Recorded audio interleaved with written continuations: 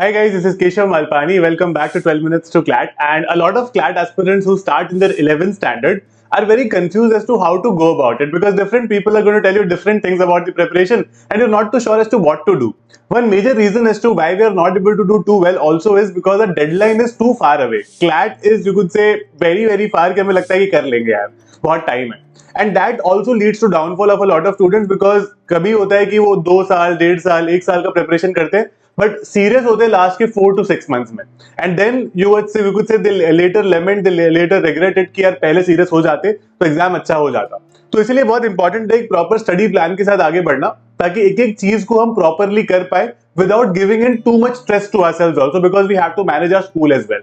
Right? So if you have not yet started the preparation or you have started it but you could say are not very serious about it right now, the starting points of the preparation for you could be with the newspapers. Start reading newspaper every single day. It's very important for you.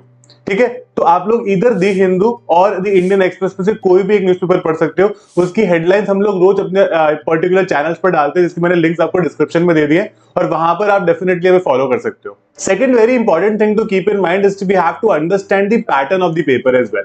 तो pattern कैसे समझेंगे हम लोग? When we are able to solve the previous year questions. So CLAT 2020 में the pattern has changed. So 2020 से लेके 24 तक we have 5 papers right now. तो उन 5 पेपर्स को एक दिन एक पेपर आराम से 2-3 घंटे लगा के बहुत ध्यान से पढ़ो. ऐसा नहीं कि we skim through it and just saw it.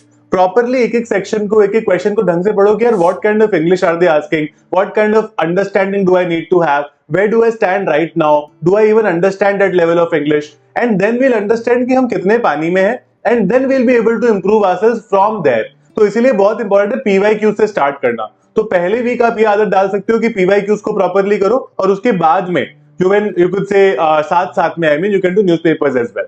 अब एक और आगे जाकर एक इंपॉर्टेंट चीज आएगी कि जो एग्जाम है इनमें 2 चीजें बहुत इंपॉर्टेंट है. एक तो है कॉन्सेप्ट्स और एक है प्रैक्टिस. तो कॉन्सेप्ट्स हमें पहले से आने चाहिए थोड़े से. तो ऐसा नहीं होता लेकिन कि हम सारे कॉन्सेप्ट्स खत्म करेंगे फिर हम प्रैक्टिस शुरू करेंगे बिकॉज ये हमारा स्कूल का अप्रोच है कि पहले कोई सब्जेक्ट की सिलेबस खत्म किया जाएगा फिर उसका टेस्ट होगा फिर उसका एग्जाम होगा. लेकिन इसमें क्या होता है कि when you start your preparation with your basic concept, मान लो आपको 3 या 4 वीक्स हुए प्रिपरेशन स्टार्ट किए हुए, आप मॉक टेस्ट करना शुरू कर सकते हो, है ना. और मॉक टेस्ट करने के लिए सबसे ज्यादा इंपॉर्टेंट चीज आपके लिए ये है that when you are doing these mock test try to understand कि आपको कितना आया है, उसको ठीक से एनालाइज करो. आपको हमारे चैनल पे कई सारे वीडियोस मिलेंगे जहां पर आपको मॉक टेस्ट एनालाइज करना सिखाया जाएगा स्ट्रैटेजी प्लेलिस्ट में, तो आप उसको यूज कर सकते हो, है ना. क्लासेस भी आप कर सकते हो. So we have launched the recent batch called Aagaz for CLAT 2026. आप लोग जनरली को क्लैट 26 का ऑनलाइन बैच देखोगे विच इज रिलायबल आल्सो. तो द प्राइसेस आर एक्सॉर्बिटेंट, है ना. मतलब आप 1.5 लाख 1.25 लाख एंड व्हाटएवर. तो यहाँ पर this batch is going to be very affordable relatively for you. You can in fact use my code Malpani, get a 12% off. आपको इस बैच से रिलेटेड अगर कोई भी डाउट है आप इन नंबर्स पर कॉन्टैक्ट कर सकते हो. उसके अलावा भी आप हमारे डेमो क्लासेस देख सकते हो just to be sure of the quality and the kind of you could say material भी जो आपको देंगे, जिस तरह के कंपेंडियम प्रोवाइड किए जाएंगे, मॉक टेस्ट वगैरह होंगे, उन सब की आप क्वालिटी चेक कर सकते हो. They will definitely help you a lot. अब बहुत सारे स्टूडेंट सोचते हैं कि यार बाद में सोचेंगे, है ना, कि करना है या नहीं करना है. बाद में सोचने में प्रॉब्लम क्या होता है कि 12th आ जाता है and we want to be serious with the 12th standard का बोर्ड एग्जाम्स आल्सो. तो इसीलिए इट्स इंपॉर्टेंट कि हम 11th में ही काफी कुछ कर लें and then we move forward. तो ये थोड़ा सा जो लेजी एटीट्यूड है, प्रोक्रेस्टिनेटिंग एटीट्यूड है ना, इसको आपको खत्म करना पड़ेगा and that is very important.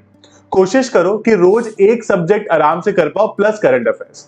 कोई भी एक सब्जेक्ट बस रोज करो और साथ में करंट अफेयर्स करते जाओ रोज के. अब आप बोलोगे कि सर करंट अफेयर्स तो 2026 में आएंगे ही नहीं अभी के. तो बट यार आपको ये समझना पड़ेगा कि अगर 26 से नहीं आएंगे तो आपको करंट अफेयर के नोट्स बनाना सीखना है. बहुत सारे ओवरलैपिंग करंट अफेयर्स होते हैं. जैसे क्लैट 22 के टाइम पर एक करंट अफेयर था Russia Ukraine war because it had started then but अभी भी चल रहा है. तो that's an overlapping current affair. तो वो कई सालों तक चलते हैं. तो इसलिए आपको अगर एक बेसिक आइडिया हो जाता है, जैसे कई सारे डेज आते हैं, है ना, talk about national technology day, world water day, Republic day and what not, ये हर साल आते हैं. तो इसके रेलेवेंस, इसकी हिस्ट्री सब हमें पता होनी चाहिए, है ना. तो ये सारी चीजें जो हमारे लिए बहुत रेलेवेंट है, तो अगर अभी से थोड़ा समझने लगोगे तो अच्छा कर पाओगे. मैं काफी सारे स्टूडेंट्स को सजेस्ट करता हूँ और बहुत हेल्प भी होती है उनकी इससे. तो जो लोग अपनी प्रिपरेशन को 11th में स्टार्ट करते हैं उनको एक बार 11th के मिड में ही अपना एक क्लैट दे देना चाहिए. अब आप बोलोगे ये कैसे पॉसिबल है? तो आप दे सकते हो, उसमें कोई प्रॉब्लम नहीं होती है. जस्ट दैट कि you will not get any NLU, आपका रैंक आएगा उसमें और 12th में वापस देने में कोई इशू नहीं होता फिर. तो बहुत सारे मेरे ऐसे स्टूडेंट्स रहे हैं जिन्होंने पहली बार दिया है, किसी का 5000 रैंक आया, किसी का 1500 तक भी आ गया, किसी का 2000, किसी का 8000, 10000, लेकिन जब उन्होंने सेकंड बार दिया तो उनको एक अच्छा एक्सपीरियंस था। बिकॉज क्या होता है ना कि एग्जाम में it's not just about concepts. आप जब कई बार एग्जाम में जाते हो तो आप वहां पर प्रेशर पे कई बार बहुत ज्यादा अच्छा नहीं कर पाते हो। तो जब आपने वो एग्जाम ऑलरेडी एक बार देख लिया है कैसे होता है, कितने बच्चे आते हैं, एग्जाम रूम में क्या होता है, पूरे उस मतलब उस सिनेरियो में किस तरह से लोग रिएक्ट करते हैं, आप कैसे रिएक्ट करते हो, तो you will have a very good understanding of that when you go for your own exam. इससे एक और फायदा ये होगा कि अपनी प्रिपरेशन का आप एक छोटा डेडलाइन सेट कर पाओगे कि मेरे को इस साल का भी क्लैट देना है, तो एक छोटा सा डेडलाइन सेट कर लिया कि अच्छा मेरे को तब तक सारा सिलेबस अपना खत्म करना है, बेसिक करंट अफेयर्स भी करना है। फिर आपको समझ में आएगा कि अच्छा मैंने ये गलती की थी एग्जाम के प्रिपरेशन में, फिर एक साल पूरा होगा उसको सुधारने के लिए। तो यहाँ पर क्या होता है, एक शॉर्ट तरीका हो जाता है कि ये तो फिर हो ही जाएगा क्लियर, अनलेस एंड अनटिल मतलब हम लोग एकदम ही ओवर कॉन्फिडेंट हो जाए, राइट। तो इसीलिए मैं डेफिनेटली सजेस्ट करूंगा एक छोटी डेडलाइन बना सकते हो विद दिस पर्टिकुलर एग्जाम। इस पर्टिकुलर एग्जाम को देकर then you can move forward and do the other exam as well. That will certainly help you a lot. आपको बहुत ज्यादा मजा आएगा ये करके, एंड डेफिनेटली अब सबको टॉप एनएलयूज में जाना ही है, so this will guide you to those top NLUs. That is about this session. Thank you so much guys for being a part of this. You can visit us at 12minutestoclat.com, download our apps from Play Store as well as App Store, और आप लोग हमारी classes को you could से definitely access कर सकते हो। Be a part of the Aagaz batch. We are going to be definitely teaching you really really well with all the quality resources and quality educators. All the best. I'll see you in class.